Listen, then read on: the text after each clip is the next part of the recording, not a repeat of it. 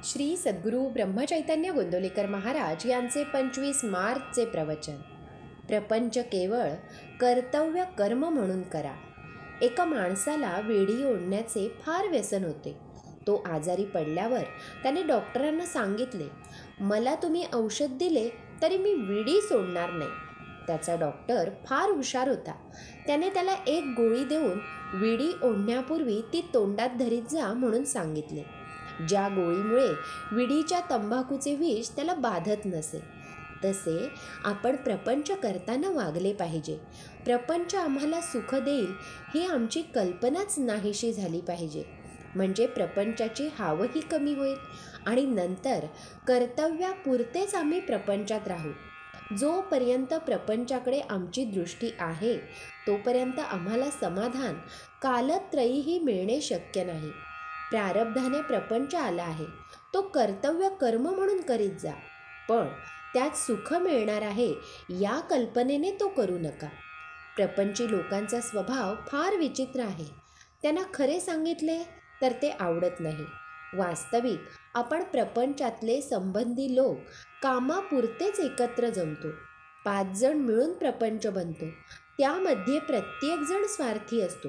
मग सुख एकट्यालाच मिळणे कसे शक्य आहे?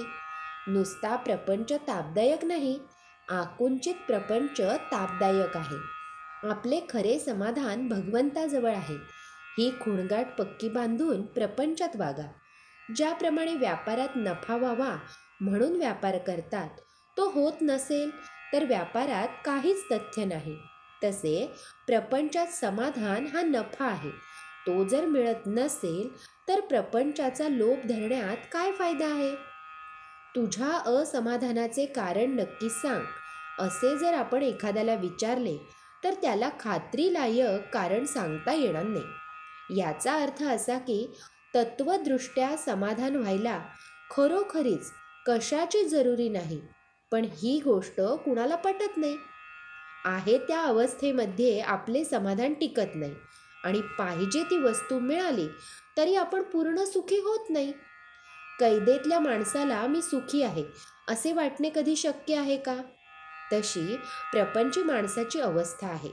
खरोखर प्रपंचात समाधान आनंद मिळत नाही हे अगदी सर्वांना कळते, परंतु शहरातले लोक केवळ अभिमानामुळे आणि खेड्यातले लोक अज्ञानामुळे जसे वागायला पाहिजे तसे वागत नाहीत. या प्रपंचात राहून सुद्धा भगवंताचे प्रेम आणि समाधान आम्हाला कसे मिळवता येईल याचा आपण आधी विचार करायला पाहिजे. नामाच्या सहवासात राहिल्याने देहावरचे प्रेम आपोआप नष्ट होईल आणि मग देहाने मांडलेल्या प्रपंचावरचेही प्रेम कमी होईल आणि पुढे त्याला सर्वत्र परमेश्वरच दिसेल. श्रीराम समर्थ. प्रपंच सुखाचा करणे याचेच नाव परमार्थ होय. श्री सद्गुरू ब्रह्मचैतन्य गोंदवलेकर महाराज की जय. जय जय रघुवीर समर्थ.